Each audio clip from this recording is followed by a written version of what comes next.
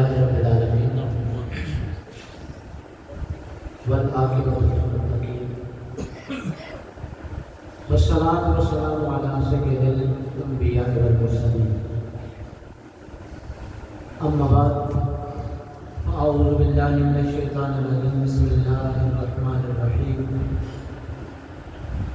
قال الله تبارك وتعالى في القرآن المجيد والفرقان الحميد وَإِذْ جَعَلْنَا الْبَيْتَ مَثَابَةً لِلنَّاسِ وَأَمْنًا وَاتَّخِذُوا مِن مَّقَامِ إِبْرَاهِيمَ مُصَلًّى وَعَهِدْنَا إِلَىٰ إِبْرَاهِيمَ وَإِسْمَاعِيلَ أَن طَهِّرَ بَيْتِيَ لِلطَّائِفِينَ وَالْعَاكِفِينَ وَالرُّكَّعِ السُّجُودِ۔ اور یاد کرو جب ہم نے اس گھر کو لوگوں کے لیے مرجع اور امن والا بنایا اور مقام ابراہیم کو سجدہ گاہ بنایا اور حضرت ابراہیم اور حضرت اسماعیل ان کو حکم دیا کہ اس گھر کو یعنی کعبۃ اللہ کو صاف کرو اعتکاف کرنے والوں کے لیے، طواف کرنے والوں کے لیے اور اس میں رکوع اور سجود کرنے والوں کے لیے۔ اس آیت مبارکہ میں اللہ رب العزت نے کعبۃ اللہ کی تعمیر کا مقصد بیان فرمایا اور دو اولو العزم اور برگزیدہ انبیاء کرام علیہ السلام کو حکم ارشاد فرمایا کہ کعبے کو پاک کرو، کعبے کو صاف کرو۔ مقصد کیا ہے؟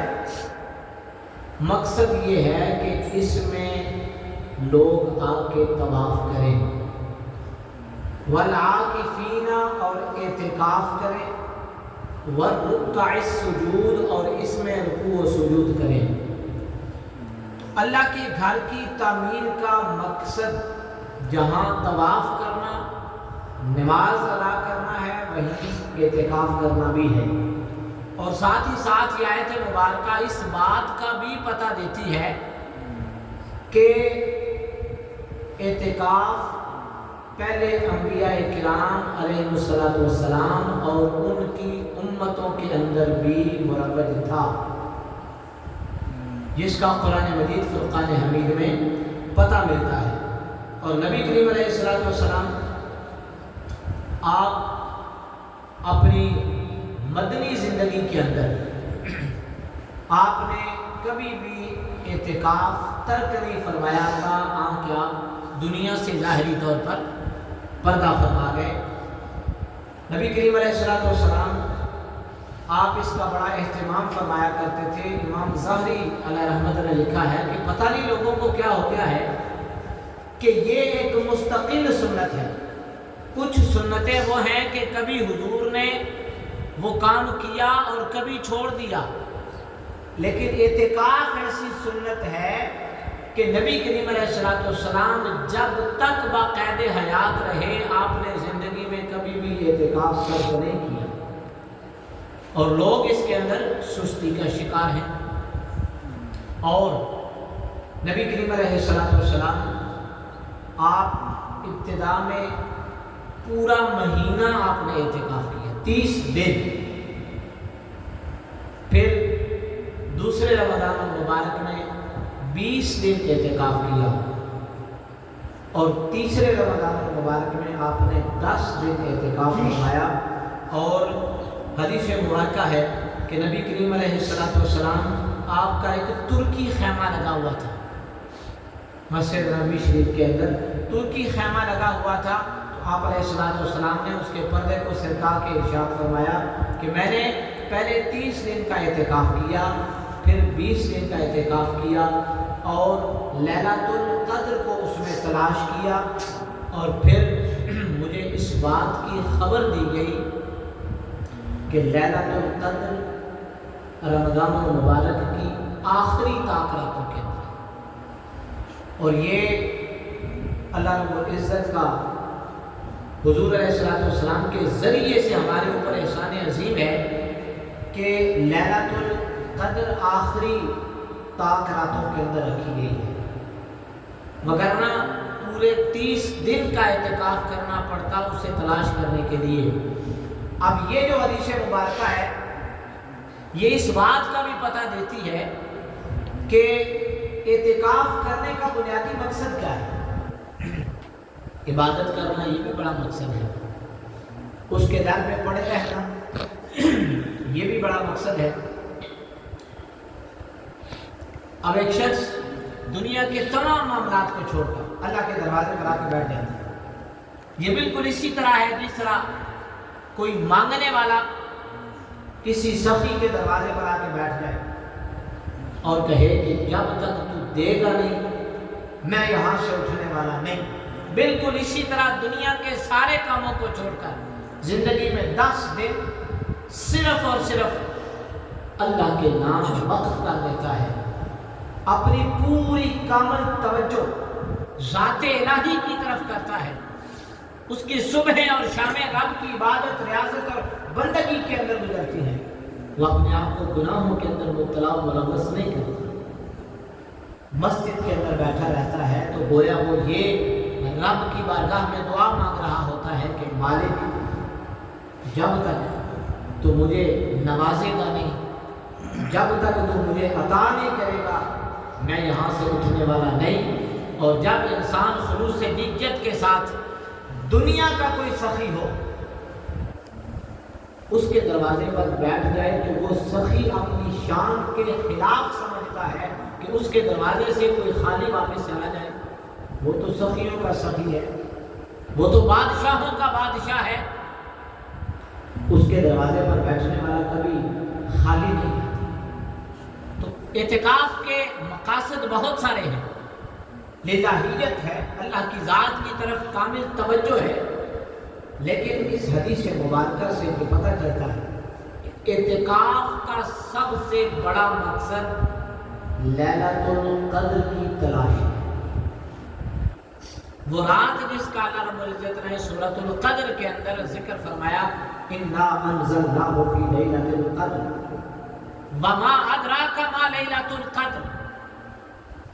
हमने इस माह मुबारक में लैलतुल क़द्र की को रखा है। ये वो रात है जिस रात अल्लाह रब्बुल इज़्ज़त ने कुरान मजीद फुरक़ान हमीद नाज़िल फरमाया। तुम्हें क्या पता लैलतुल क़द्र क्या है?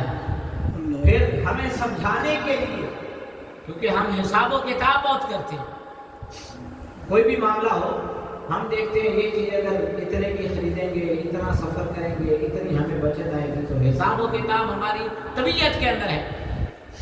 उसने जो सवाब रखा है वो हिसाब किताब से बालातर है, लेकिन हमारी अक्ल को समझाने के लिए उसने कहा है लैलतुल क़द्र खैरुन मिन अल्फि शहर। ये रात 1000 महीनों से बेहतर है और तकरीबन 82 या 83 बरस बनते हैं। 83 या 82 बरस इंसान बावजू रहे, सुबह से लेकर शाम तक, फिर शाम से सुबह तक इबादत, रियाजत और बंदगी करता रहे और उससे कोई गुनाह सरज़द ना हो और ज़िंदगी के 82 बरस इस तरह गुजर जाए जितना सवाब उन 82 बरसों में गुनाहों के बगैर इबादत करने का अल्लाह रब्बुल इज़्ज़त किसी बंदे को अता फरमाता है, उससे ज़्यादा सवाब उस शख्स को मिलता है जिस शख्स को लैलतुल क़द्र का एक लम्हा मुयस्सर खैरुन, बेहतर है वो लम्हा उस 1000 साल की इबादत, रियाजत और बंदगी से। कौन सा लम्हा? जिस लम्हे लैलतुल क़द्र होती है वो बंदा इबादत, रियाजत और बंदगी करता है। तो फिर इस बात का पता चलता है कि लैलतुल क़द्र का बुनियादी मकसद, एतिकाफ का बुनियादी मकसद लैलतुल क़द्र की तलाश है। तो नबी करीम अलैहिस्सलातु वस्सलाम ने अपनी ज़िंदगी में इसको जारी रखा। پھر صحابہ کرام نے بھی جاری رکھا، ازواج المطہرات گھر کے اندر اعتکاف کرتی رہی۔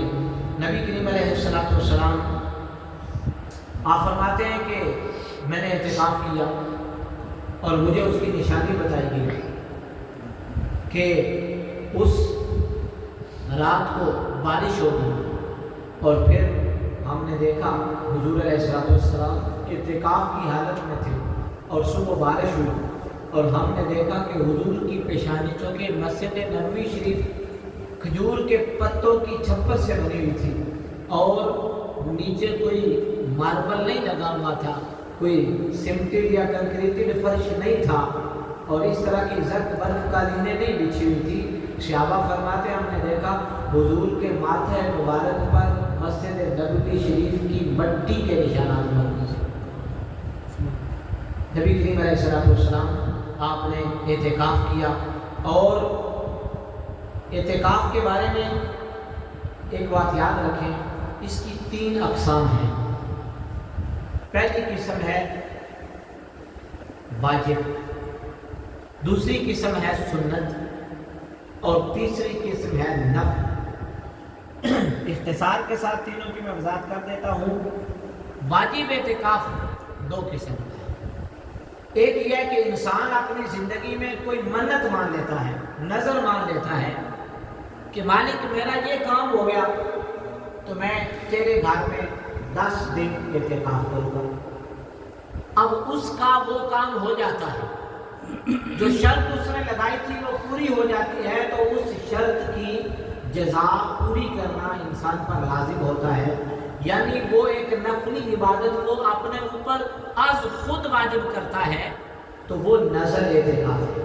پہلی قسم تو اس کی یہ ہے، اور دوسری قسم انسان نے سنت اعتکاف کیا رمضان المبارک کے آخری 10 دنوں میں، لیکن کسی وجہ سے اس کو مکمل نہ کر سکا، بیمار ہو گیا یا کوئی ایسی مجبوری بن گئی کہ اسے مسجد سے باہر نکلنا پڑا، اب وہ پورا کرنا اس کے اوپر واجب ہوتا ہے۔ نفل نماز آپ نہ پڑھیں تو کوئی حرج نہیں، لیکن جب اس کا آغاز کر دیں تو پھر اس کی تکمیل انسان پر واجب ہو جاتی ہے، اس کو مکمل کرنا انسان پر واجب ہے۔ بالکل اسی طرح اعتکاف سنت ہے، لیکن جب آپ اس کا آغاز کر دیتے ہیں تو اس کی تکمیل انسان پر واجب ہو جاتی ہے۔ اگر کسی وجہ سے وہ مکمل نہیں کر سکا تو اگلے رمضان المبارک میں اعتکاف کرنا اس پر واجب ہو جاتا ہے، اس کی قضا کرنا اس پر واجب ہو جاتا ہے۔ تو یہ پہلی قسم ہے۔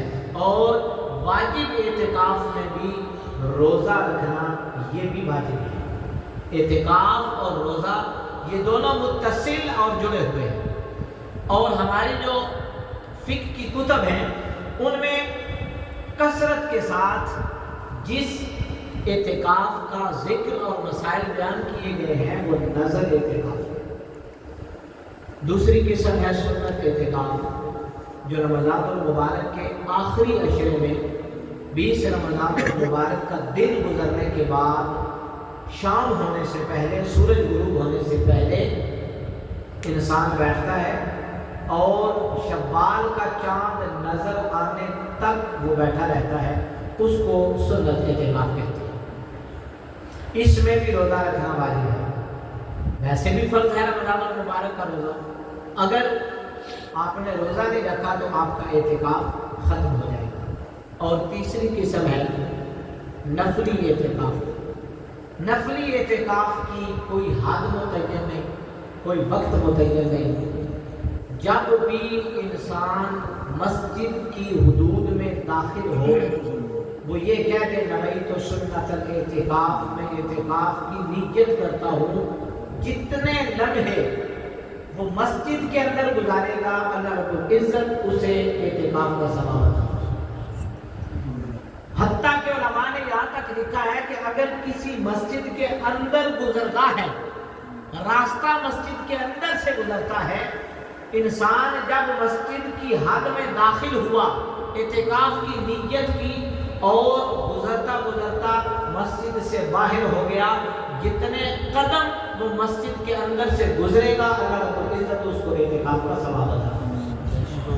اس لیے رمضان المبارک کو رمضان المبارک کے علاوہ جب بھی مسجد کے اندر آئیں اعتکاف کی نیت کریں۔ کھانے پینے کی اجازت مسجد کے اندر اعتکاف کی حالت میں ہوتی ہے، تو کوشش کیا کریں کہ جب بھی مسجد کے اندر داخل ہو اس وقت ضرور اعتکاف کی نیت کریں، تاکہ کھانا پینا یا اس قسم کے معاملات ہمارے لیے جائز بھی ہو جائیں۔